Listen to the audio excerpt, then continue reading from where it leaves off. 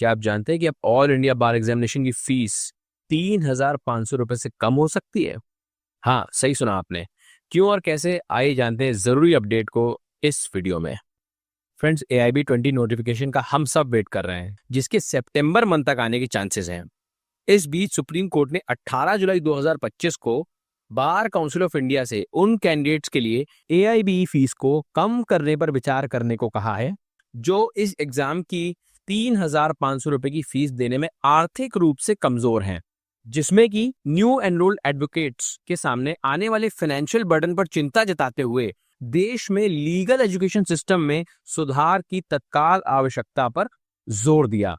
ये observation supreme court द्वारा तब की गई जब जस्टिस PS नरसिम्हा और जस्टिस अतुल S चंदुरकर की बेंच पिटिशनर कुलदीप मिश्रा द्वारा फाइल एक रिट पिटीशन पर सुनवाई कर रही थी, जिसमें BCI द्वारा ऑल इंडिया बार एग्जामिनेशन के लिए निर्धारित फीस स्ट्रक्चर को चैलेंज किया गया था। सो फ्रेंड्स, जानेंगे हम इस पूरे मामले को इस वीडियो में। तो अगर आप लॉ स्टूडेंट हैं या AIB 20 की प्रिपरेशन कर रहे हैं या एक प्रैक्टिसिंग एडवोकेट हैं, तो ऐसे अपडेट्स आपके करियर के लिए एक्सट्रीमली रिलेवेंट है। तो वीडियो को लाइक करें, चैनल को सब्सक्राइब कर लें और इस इंफॉर्मेशन को अपने दोस्तों के साथ जरूर शेयर करें।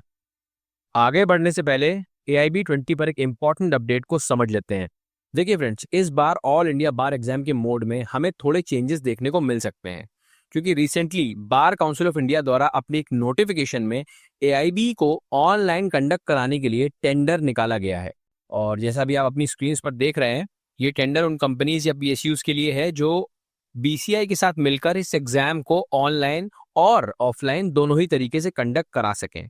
बट हमें जो इससे जानना चाहिए वो ये है कि इस बार AIB ऑनलाइन भी हो सकता है। मतलब अभी तक हम देखते आए कि ऑफलाइन ही होता रहा है पेन एंड पेपर के साथ, बट अभी ऑनलाइन भी हो सकता है। यानी आपको ऑप्शन दिए जा सकते हैं कि आप इस एग्जाम को ऑफलाइन दे सकते हैं पेन एंड पेपर के साथ, या फिर ऑनलाइन दे सकते हैं CBT यानी कंप्यूटर बेस्ड टेस्ट के साथ। आप सभी अच्छे से प्रिपेयर कीजिए, क्योंकि एग्जाम पिछले साल के जैसे दिसंबर मंथ में होने के चांसेस हैं। सो आगे बढ़ते हैं फ्रेंड्स और एक केस को समझते हैं जो अभी रिसेंटली ही फाइल किया गया है AIB फीस को चैलेंज करते हुए।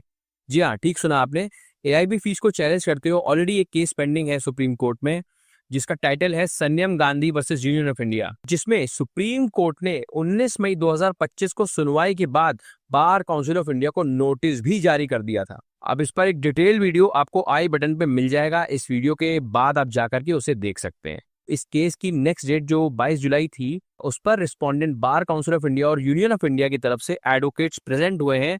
तो इससे हम समझ सकते हैं कि AIB फीस का मुद्दा काफी चर्चा में है और सुप्रीम कोर्ट के सामने भी ये कई बार आ चुका है, जिससे सुप्रीम कोर्ट भी जल्द ही किसी डिसीजन पर पहुंच सकता है। अब हम आ जाते हैं अपने प्रेजेंट केस में, writ petition number 767/2024 Kuldeep Mishra versus Bar Council of India. So इस केस में पिटिशनर ने अपनी पिटिशन में कहा है कि AIB फीस बहुत ज्यादा है और ये एक्सेसिव फीस सुप्रीम कोर्ट के 30 जुलाई 2024 की गौरव कुमार जजमेंट का वायलेशन करती है। इस जजमेंट में CJI DY चंद्रचूड़ की अगुवाई वाली बेंच ने फैसला सुनाया था कि स्टेट बार काउंसिल के लिए एनरोलमेंट फीस जनरल OBC के लिए 750 रुपीज होगी और SC/ST के लिए 125 रुपीज होगी।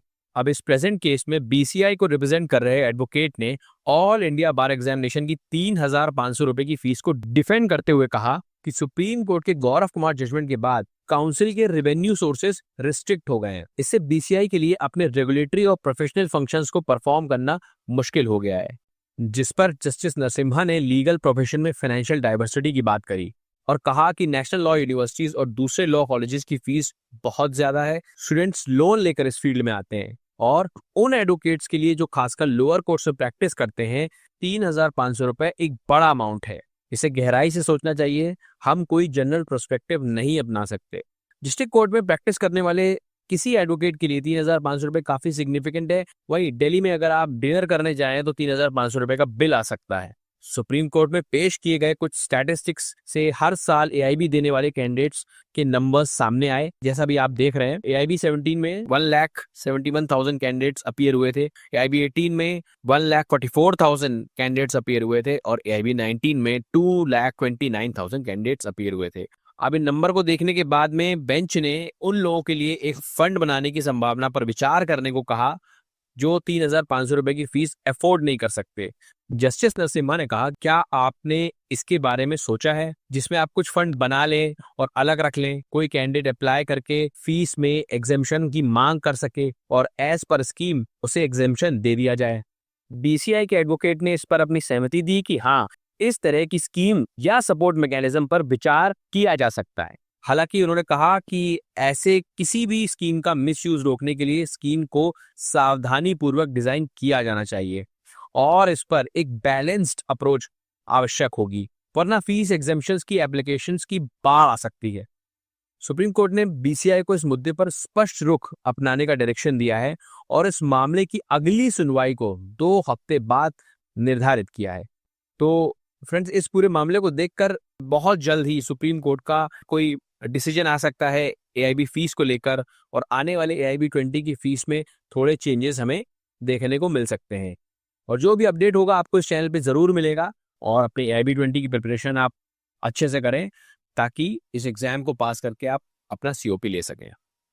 सो फ्रेंड्स, अगर आपको ये वीडियो वैल्यूएबल लगा हो तो लाइक करना बिल्कुल मत भूलिए, सब्सक्राइब जरूर कर लीजिए ऐसे ही डिटेल लीगल एनालिसिस के लिए और लीगल अपडेट्स के लिए। और मैं मिलता हूं आपसे नेक्स्ट वीडियो में। Till then, take care.